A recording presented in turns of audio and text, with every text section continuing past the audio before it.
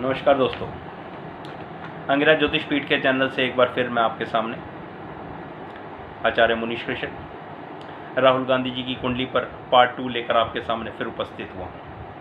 आशा है आप लोगों ने मेरा पार्ट 1 देखा होगा और आपको पसंद आया होगा।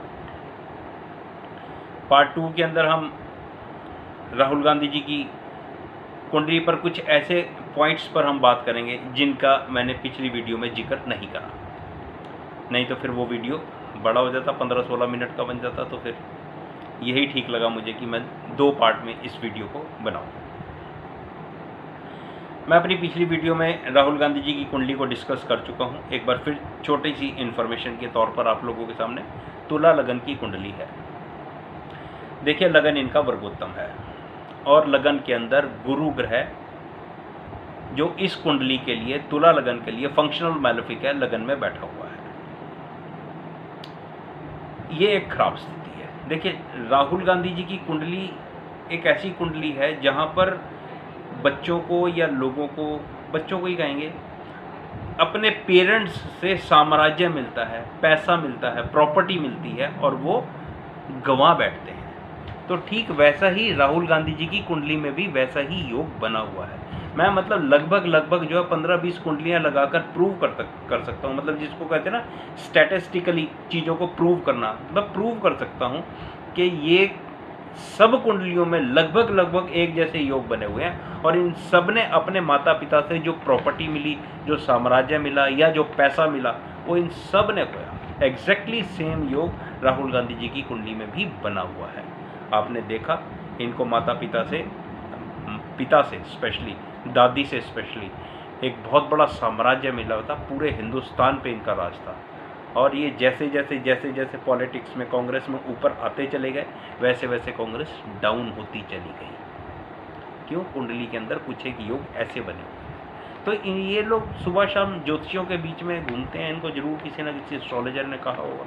चलो, हम तो एनालिसिस करने के लिए बैठे हैं, एक कोशिश कर रहे हैं इनकी कुंडली को एनालाइज करके आप लोगों के सामने अपने विचार रखने की। कुंडली में वर्गोत्तम लगन है।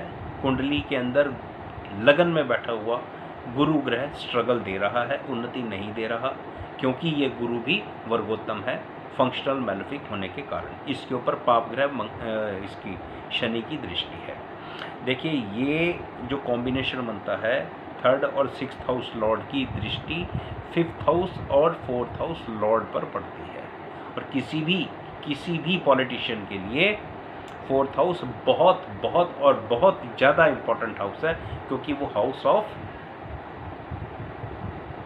ऑफ सीट है,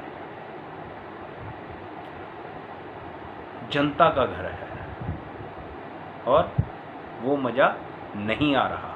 हाउस ऑफ प्रॉपर्टी है और 6th हाउस लिटिगेशन है, 6th हाउस झगड़ा है, 6th हाउस प्रॉब्लम है। तो बृहस्पति और शनि का योग इनके लगन पर पड़ा हुआ है। तो आप देखो, वो लगन को प्रभावित कर रहा है।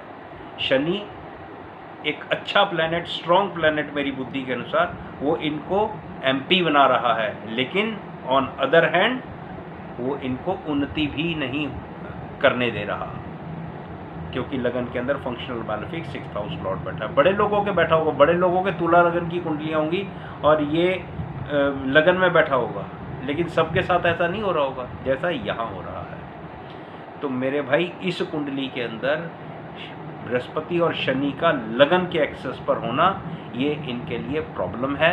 और ये ऐसा हो सकता है, ये मेरी ऑब्जर्वेशन है, आई मे बी रॉन्ग, ऐसा हो सकता है कि ये नेशनल हेराल्ड केस में जिस तरह से ये जमानत पर बाहर हैं, इनके लिए प्रॉब्लम बढ़ जाए।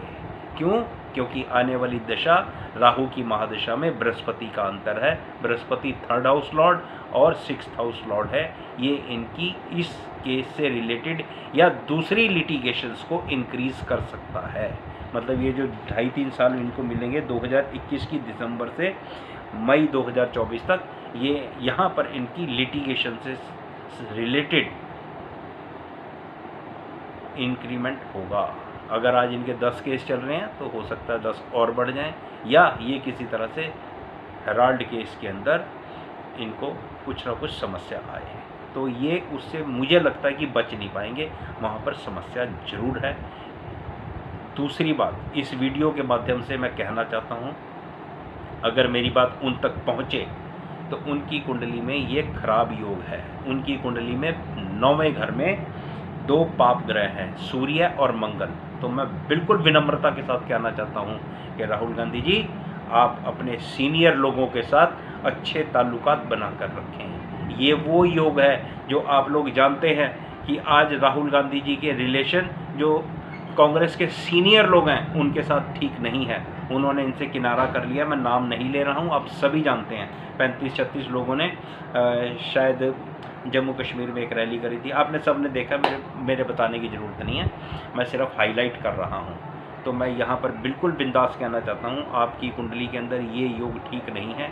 आप कोशिश करें, कोशिश नहीं, आप काम करें इसके ऊपर, ताकि आपको आगे जब आपका अच्छा समय आए तो आपको ये लोग आपके साथ खड़े हुए मिले। तो मैं ये एडवाइस करना चाहता हूँ कि प्लीज़ आप अपने सीनियर लीडर्स के साथ, जो बुजुर्ग लीडर हैं जिन्होंने सारी ज़िंदगी कांग्रेस को दी है, उनके साथ अपने रिलेशनशिप को अच्छा बनाएं।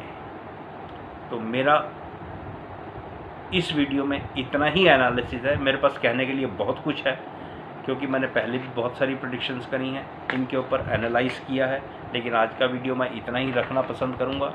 डेफिनेटली लिटिगेशन से रिलेटेड इनकी इंक्रीज, इनके लिए राहु की महादशा में बृहस्पति का अंतर ठीक नहीं है।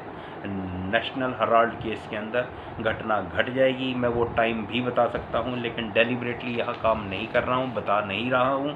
ये घटना 2030 से पहले घट जाएगी। ये मेरे भाई साहब उससे नहीं बच सकते, मुझे ऐसा लगता है। आई मे बी रॉन्ग, परमात्मा ज़्यादा जानता है, मेरी एक ऑब्जर्वेशन है। आशा है मेरा वीडियो आपको पसंद आया होगा। पसंद आए तो प्लीज़ लाइक शेयर जरूर करें। धन्यवाद।